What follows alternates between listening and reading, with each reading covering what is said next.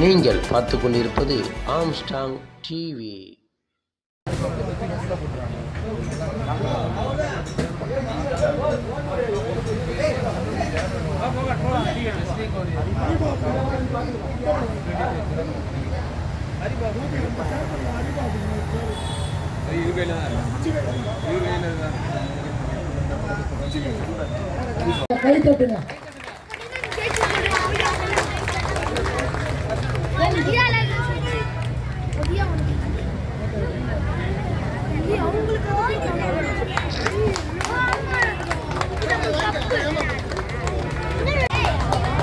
அண்ணா எப்படி பாருங்க.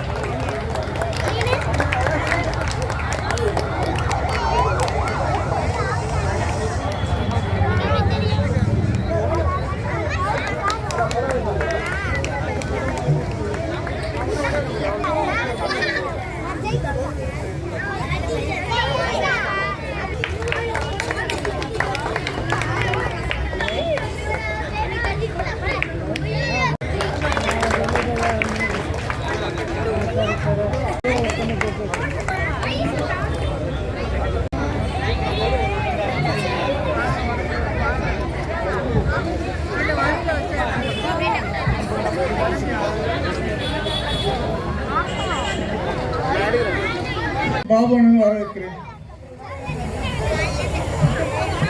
சொன்னதால பாயிண்ட் மட்டும் பேசிட்டு நான் விடைபெறேன். அவங்களும் கொஞ்சம் பேசுவாங்க.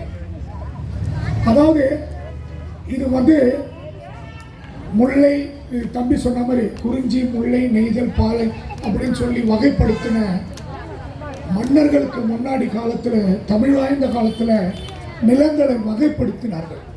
அது எதுக்குடானா, பாலை என்பது மணல், குறிஞ்சி என்பது மலர், நெய்தல் என்பது வயக்காடு.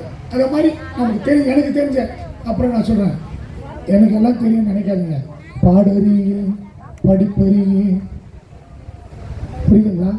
பாடறியேன் படிப்பறியேன், படிப்பு வகை நான் அறியேன், ஏடறியேன் எழுத்தறியேன், எழுத்து வகை நான் அறியேன், வீட்டிலே எழுதவில்லை, எழுதி வச்சு படிக்கவில்லை, இலக்கணம் படிக்கவில்லை, தலக்கணமோ எனக்கு இல்லை. இந்த 4 வகைப்பட்ட நிலங்கள் தான் காலப்போக்கில் வெள்ளையன் நாடாளவரா காந்தி சுதந்திரத்திற்கு பிறகு வெள்ளையனிடமிருந்து இந்த மண்ணை காந்தி காப்பாற்றுறாரு. பிரச்சனையை பார்த்து அந்த நகலை படிக்கக்கூடிய வாய்ப்பை பெற்றேன். அந்த நகலில், அந்த பட்டாவில் என்ன குறிப்பிடப்பட்டிருக்கிறது என்று சொன்னால், இந்த இடத்தை சர்க்கார் புறம்போக்கு என்று கோடிட்டு காட்டியிருக்கிறார்கள். சர்க்கார் புறம்போக்கு என்று கோடிட்டு காட்டியிருக்கிறார்கள். இந்தியாவில் இருக்கக்கூடிய உச்ச நீதிமன்றமாக இருக்கட்டும், தமிழகத்தில் இருக்கக்கூடிய தலை சிமர்ந்த ஒரு நீதிமன்றம், சென்னை உயர்நீதிமன்றங்களை எல்லாம் நீங்கள் புரட்டி பார்ப்பீர்களே, ஆனால் நீர்நிலை பிடிப்புகளை அதை ஆக்கிரமிப்பு செய்திருந்தால் அந்த இடத்தை ஒன்றுமே செய்ய முடியாது. அரசுக்கு எந்த விதமான ஒரு அதிகாரமும் இல்லை என்பதை நீதிமன்றங்கள் பல உத்தரவுகளாக வழங்கியிருக்கிறது. ஆனால் இது சர்க்கார் புறம்போக்கு என்று கூறும் பொழுது, இந்த தமிழகத்தை ஏறத்தாழ 5 முறை 25 ஆண்டுகள் ஆண்டிருக்கக்கூடிய திராவிட முன்னேற்ற கழக ஆட்சியின் கீழ் இங்கே நாம் வாழ்ந்து கொண்டிருக்கிறோம். ஏனென்றால் இங்கே ஒடுக்கப்பட்ட விளிம்புகளில் இருக்கக்கூடிய மக்களிடையே கண்ணூரை துடைப்பதற்காக ஒரு அரசு தொடர்ந்து உழைத்துக் கொண்டிருக்கிறது என்று சொன்னால் நான் ஆணித்தரமாக சொல்லுகிறேன், அது திராவிட முன்னேற்ற கழக அரசாங்கத்தான் இருக்கும் என்பதை இந்த நேரத்தில் நான் உச்சரிக்க விரும்புகிறேன். இந்த ஊர் மக்கள் அனைவரும் அதில் பிரசன்ட் ஆகணும். இங்கே வந்தவங்க போய் வராதவங்களுக்கு சொல்லணும். எவ்வளோ முக்கியம் இது. சிட்டி உள்ள இது மாதிரி காலகாலமாக நம்ம ஒரு வருத்தத்திலே இருக்கீங்க. ஏன்னா இருக்கிறவங்களுக்கு அந்த லேண்டு எப்போன்னா போயிடும், எப்போன்னா வராது. இல்லை, இவ்வளோ மக்கள் 2000 குடும்பம் இங்கே வாழுது. அந்த 2000 குடும்பத்தை காப்பாற்ற வேண்டியது நம்ம எம்எல்ஏ உடைய கடமை. அவர் செய்வார். அவரோட இணைந்து இந்த அமைப்பு தொடர்ந்து என்னென்ன பேப்பர் இருக்கோ அவருக்கு கொடுத்து, போன பீரியடில் ஏதோ அமைச்சு போன பேப்பரை அப்படியே எடுத்துகிட்டு எம்எல்ஏ கிட்ட கொடுத்து அதை ஃபாலோ பண்ணோம்னா கண்டிப்பாக இங்கே கணேஷ் சொன்ன மாதிரி அடுத்த பொங்கல் சிறப்பாக இருக்கும் என்பதை கூறிக்கொண்டு எனக்கு வாய்ப்பு அளித்த அனைவருக்கும் நன்றி தெரிவித்துக்கொள்கிறேன். நன்றி, வணக்கம்.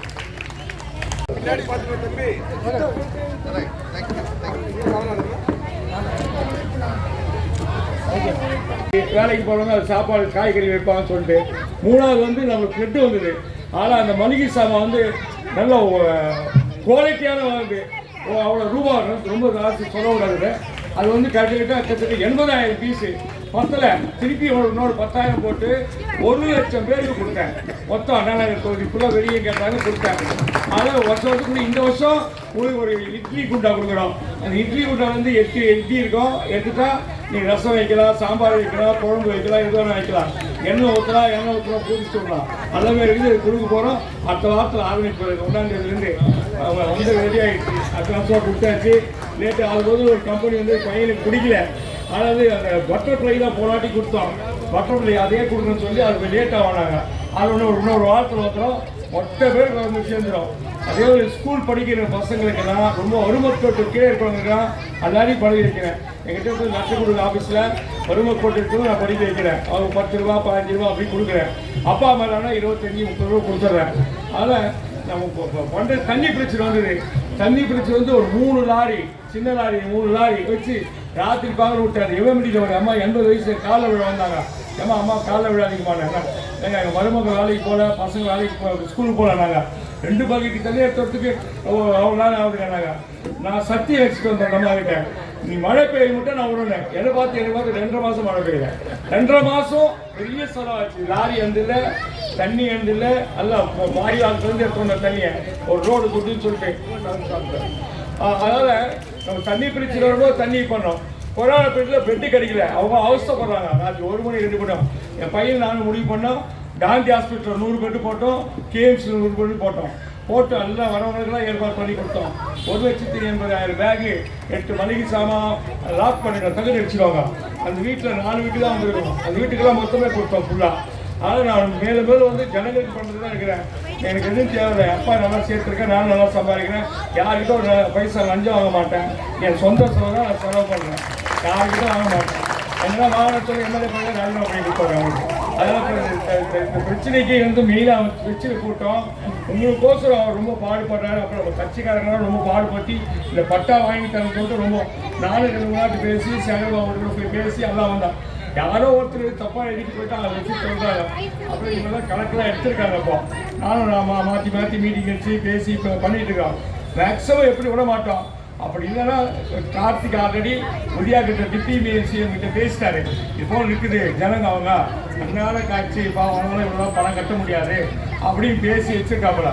நெக்ஸ்ட்டு வந்து சிஎம் லெவலில் போனதால் நடக்காது. ஏன்னா நடக்கிறது சான்ஸ் இல்லாது. அது மேக்ஸிமம் விட மாட்டேன். நான் இருக்கிற மட்டும் அது பண்ணி வாங்கி ஒன்று கொடுத்துருவேன். அதான் வந்துருந்தீங்க கஷ்டமாக இருக்குது. அதெல்லாம் வந்து நீங்கள் நான் நிற்கிறேன். இப்போ போய் வீட்டில் போய் சமைச்சு சாப்பிடலாம். சில பேர் சமைக்கணும்னு நினைக்கிறேன். சமைச்சு சாப்பிடுங்க. நன்றி வணக்கம். ஸ்பூன் கேம்ஸில் பவ்யஸ்ரீ ஃபர்ஸ்ட் ப்ரைஸ் வாங்கியிருக்காரு.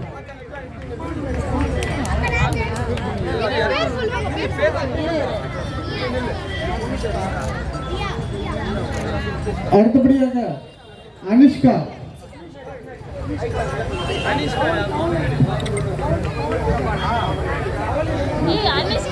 அனுஷ்கா திரும்ப சொல்லுங்க.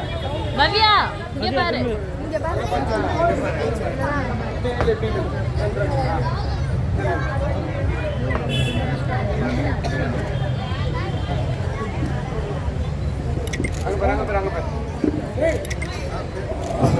அடுத்தபடியாக தேவரசி அவர்கள். அடுத்தபடியாக தியா முத்துக்குமார். தியா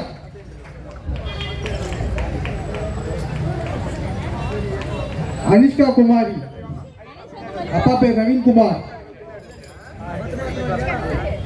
வினோதினி. தியா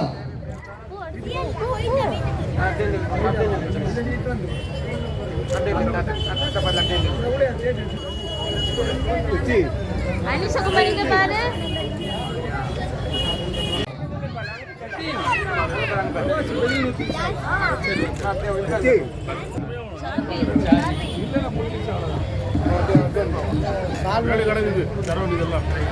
கிருத்திகா.